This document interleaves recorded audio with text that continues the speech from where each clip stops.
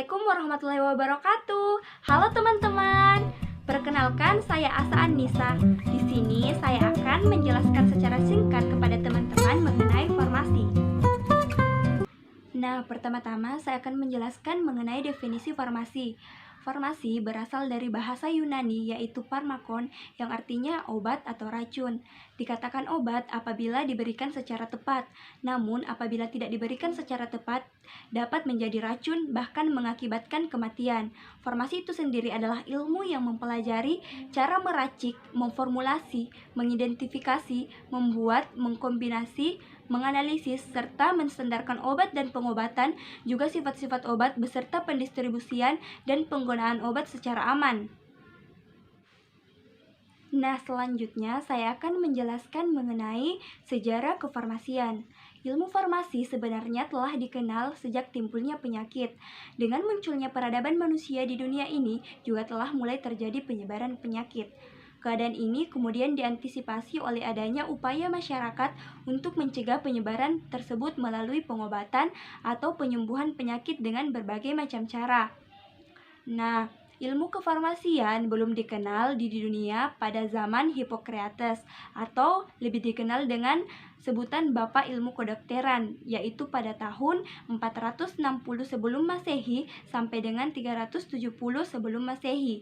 Pada peradaban itu, seorang dokter memiliki banyak tugas, tidak hanya mendiagnosa suatu penyakit yang diderita oleh sang pasien, tetapi ia juga mempersiapkan ramuan atau racikan obat, seperti halnya seorang apoteker. Seiring dengan perkembangan zaman dan ilmu pengetahuan kesehatan, problematika dalam pengadaan obat menjadi semakin rumit, baik karena formulanya maupun cara pembuatan obat tersebut. Oleh karena itu, dibutuhkan seorang yang dapat mendalami keahlian dan pembuatan dan peracikan obat. Sehingga pada tahun 1240 sebelum Masehi, Raja Jerman Frederick menyadarinya dan memberikan perintah untuk memisahkan antara ilmu kedokteran dengan ilmu farmasi. Perintah tersebut sekarang dikenal dengan Decree Thousalis, dan dari situlah sejarah farmasi berasal. Seiring dengan perkembangannya ilmu farmasi hingga saat ini tentu tidak lepas dari peran penting seorang tokoh-tokoh di baliknya. Nah, tokoh-tokoh yang berjasa dalam perkembangan ilmu farmasi yang pertama yaitu Hippocrates. Hippocrates adalah bapak ilmu kedokteran. Hippocrates adalah seorang dokter Yunani yang memperkenalkan farmasi dan kedokteran secara ilmiah.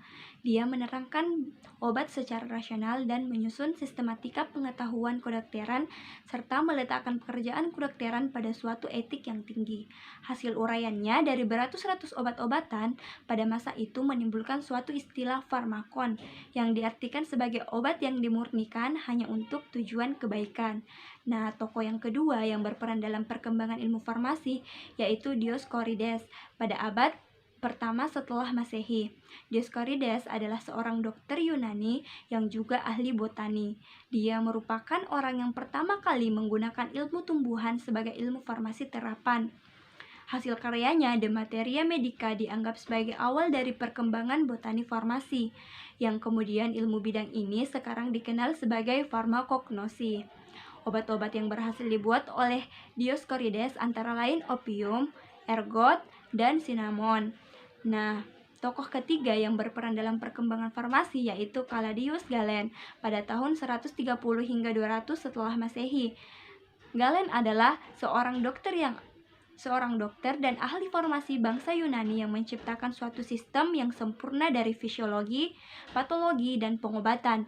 Dialah yang memulai pembuatan obat-obatan yang berasal dari tumbuhan dan mencampur atau melebur masing-masing bahan yang sekarang ini disebut sebagai farmasi galenetika.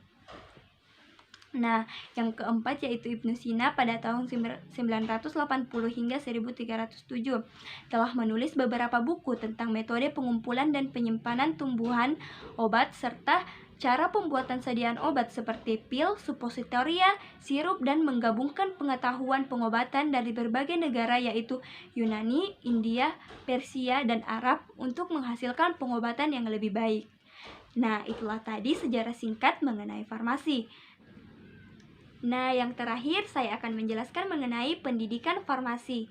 Nah, pendidikan farmasi ini merupakan pendidikan tinggi pada jurusan yang dapat ditempuh di Indonesia, meliputi yang pertama yaitu pendidikan vokasi. Nah, pendidikan vokasi ini berfokus pada pengetahuan dan kemampuan praktikal yang harus ditempuh dalam 3 tahun. Jenjang pendidikan ini bertujuan untuk menghasilkan tenaga teknis kefarmasian yang profesional dan siap kerja. Gelar yang akan diperoleh setelah menempuh jenjang pendidikan ini adalah ahli media farmasi atau biasa disingkat AMD Farm. Nah, yang kedua yaitu pendidikan sarjana. Pendidikan sarjana merupakan jenjang yang harus ditempuh sebelum melanjutkan ke jenjang profesi apoteker. Jenjang pendidikan ini dirancang selesai dalam 3,5 tahun atau sampai 4 tahun dan berfokus pada peningkatan pengetahuan keilmuan di bidang farmasi yang mencakup farmasi industri, farmasi klinis, dan farmasi komunitas. Gelar yang akan diperoleh setelah menyelesaikan studi ini adalah sarjana farmasi atau biasa disingkat S.Pharm. Nah, yang ketiga yaitu pendidikan profesional dan spesialis. Pendidikan profesi apoteker merupakan jenjang yang ditempuh selama 1 tahun untuk memperoleh gelar apoteker atau APT dan nantinya dapat mendapatkan lisensi untuk melakukan praktik kefarmasian. Yang keempat yaitu praktik magister. Selain menjadi praktisi di bidang kefarmasian sebagai apoteker, kamu juga dapat melanjutkan jenjang studi yakni magister S2 dengan bidang-bidang tertentu. Nah, itulah tadi penjelasan singkat dari saya mengenai farmasi. Jika masih ada pertanyaan dari teman-teman yang belum jelas, bisa bertanya di kolom komentar ya. Terima kasih teman-teman.